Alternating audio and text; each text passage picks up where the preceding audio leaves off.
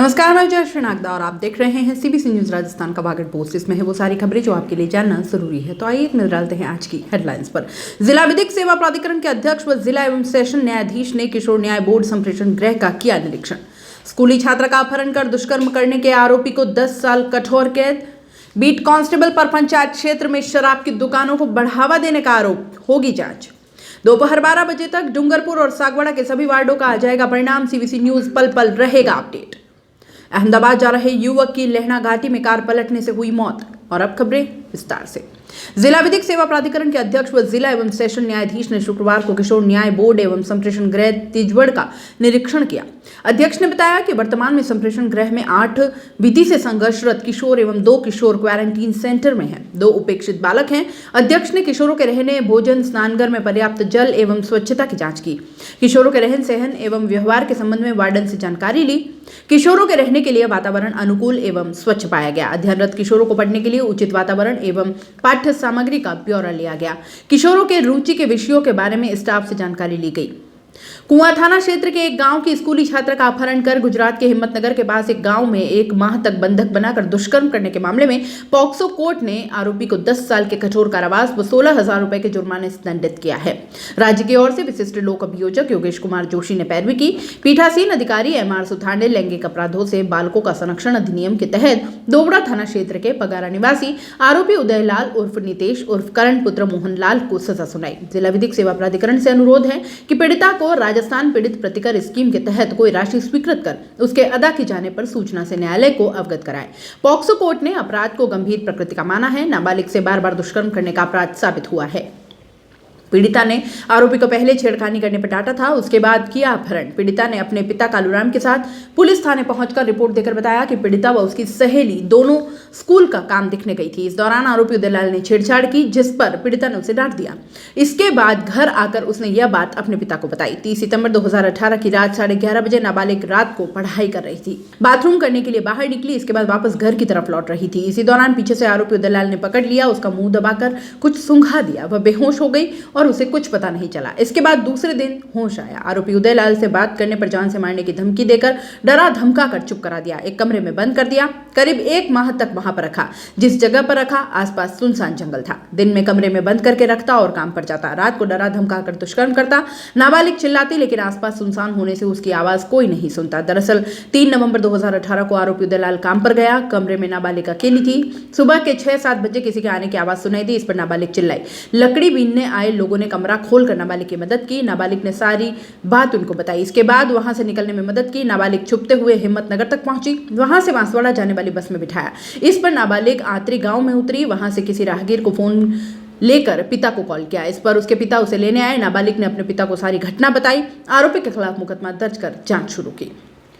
साकरसी में शुक्रवार को कलेक्टर की रात्रि चौपाल हुई। कलेक्टर सुरेश कुमार उल्ला के अनुपस्थित होने के कारण चौपाल सिमलवाड़ा SDM अनिल कुमार जैन की अध्यक्षता में हुई। तहसीलदार जगदीश चंद्र बामणिया, नया tehsildar Mahipal Kalal, block CMHO Narendra Prajapat, police उपाधीक्षक रामेश्वर लाल, विकास अधिकारी हरिकेश मीणा, सरपंच जसोदा मालीवाड़ अय्यन, ललित पंड्या, डिस्कॉम अय्यन, हर्षद पंचाल सहित विभागों के प्रतिनिधि मौजूद रहे, जिसमें तमाम विभागों के प्रतिनिधि द्वारा अपने अपने विभागों की विभिन्न योजनाओं के बारे में मौजूद लोगों को जानकारी उपलब्ध कराई। पूर्व सरपंच दिनेश मालीवाड़ ने साकरसी के लिए CHC केंद्र खुलवाने की मांग रखी। उन्होंने बताया कि पिछले लंबे समय से इस गांव में CHC खोलने का बड़ा मुद्दा है, जिस पर SDM द्वारा मौके पर मौजूद BCHMO को समस्या के बारे में जानकारी देकर अग्रिम विभागीय कार्यवाही करने के निर्देश दिए। साथ ही डिस्कॉम अय्यन हर्षद पंचाल द्वारा विद्युत विभाग की कुसुम योजना के बारे में जानकारी उपलब्ध करते हुए बताया कि क्षेत्र के किसान अपने फीडर में अधिकतम 90% किसान कार्यालय में कुसुम योजना का आवेदन कर खेती के लिए 24 घंटा निर्बाध रूप से बिजली प्राप्त कर सकते हैं।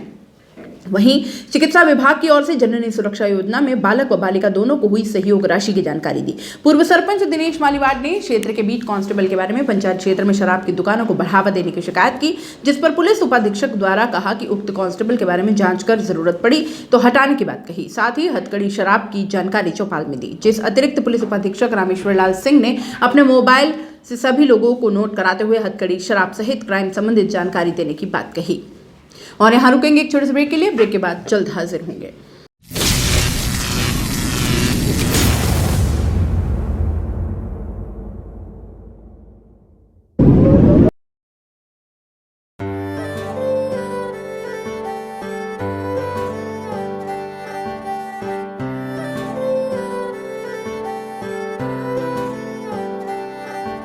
मारे आंगणे की तू है लाडली, मारे बगिया की तू है एक कली, मारे आंगणे की तू है लाडली, मारे बगिया की तू है एक कली।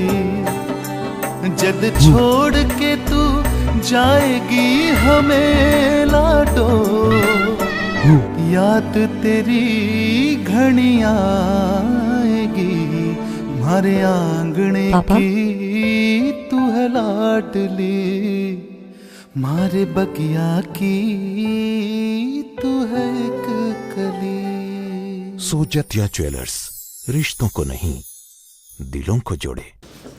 ब्रेक के बाद आपका स्वागत है। नगर निकाय चुनाव को लेकर 31 जनवरी को परिणाम की घोषणा हो जाएगी। सुबह 8 बजे से शुरू होने वाली मतगणना के लिए शुक्रवार को प्रशिक्षण दिया जाएगा। डूंगरपुर शहर के 40 वार्ड के लिए 105 उम्मीदवार चुनाव मैदान में हैं। परिणाम को लेकर रिटर्निंग ऑफिसर एवं उपखंड अधिकारी राजेश कुमार मीणा की अध्यक्षता में शुक्रवार को ईडीपी सभागार में प्रशिक्षण हुआ। उपखंड अधिकारी राजेश कुमार मीणा ने कहा कि सुबह 8 बजे मतगणना में लगे कार्मिकों एवं पोलिंग एजेंट को उपस्थित होना होगा। प्रत्येक कार्मिक को अपना परिचय पत्र अनिवार्यता के साथ लेकर आना होगा। कोविड-19 गाइडलाइन का पालन करते हुए मास्क लगाना अनिवार्य होगा। प्रशिक्षण में राज्य दक्ष प्रशिक्षक प्रकाश चंद्र शर्मा ने बताया कि मतगणना में 15 गणक पर्यवेक्षक एवं 15 गणक सहायक होंगे।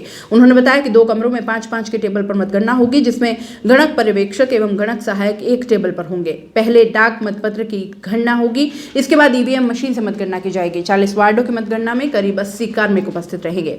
शहर के एसबीपी कॉलेज में 2 कमरों में 20-20 वार्ड को बांट दिया गया है, जहां पर एक राउंड में 5 वार्ड को लिया गया है, जिस हिसाब से एक राउंड में करीब 20 मिनट का समय माना जा रहा है। 4 राउंड में करीब 2 घंटे में परिणाम जारी हो जाएगा। सबसे पहले सुबह 8 बजे 15 डाक मतपत्र की गणना होगी, इसके बाद ईवीएम मशीन से गणना होगी। नेशनल हाईवे पर लहना घाटी स्कूल के सामने गुरुवार को फिल्मी स्टाइल में कार अनियंत्रित होकर खाई में गिर गई। इस दुर्घटना में घायल युवक को उदयपुर में जांच के दौरान डॉक्टर ने मृत घोषित कर दिया। दरअसल वाड़ा घोड़िया निवासी 25 वर्षीय माधव सिंह पुत्र भवानी सिंह चौहान अहमदाबाद से उसके परिवार को छोड़ने के लिए चुंडियावाड़ा गाँव आया था। इसके बाद उसी कार से वापस अहमदाबाद लौट रहा था। इसी दौरान कार अनियंत्रित होकर फिल्मी स्टाइल में पलट गई। इससे माधव सिंह कार के नीचे दब गया। गंभीर रूप से घायल होने पर बिछवाड़ा थाना पुलिस ने बड़ी मशक्कत करते हुए उसे बाहर निकाला। प्राथमिक इलाज के बाद उसे रेफर कर दिया। उदयपुर अस्पताल में डॉक्टर ने जांच के बाद मृत घोषित कर दिया। बागड़ पोस्ट में फिलहाल इतना ही। दीजिए इजाजत, नमस्कार। सीबीसी न्यूज राजस्थान की यह खबर आपको कैसी लगी, नीचे कमेंट करके जरूर बताएं। अगर आप YouTube पर देख रहे हैं तो सीबीसी न्यूज का चैनल सब्सक्राइब करिए, पास में दिख रहे बेल आइकन को भी दबाइए, ताकि जब भी हम आपके लिए कोई खबर, कोई जानकारी लेकर आए तो सबसे पहले आपके पास नोटिफिकेशन पहुंचे। अगर आप Facebook पर देख रहे हैं तो सीबीसी न्यूज का पेज लाइक करिए। अगर आप Instagram पर देख रहे हैं तो आप हमें फॉलो कर सकते हैं।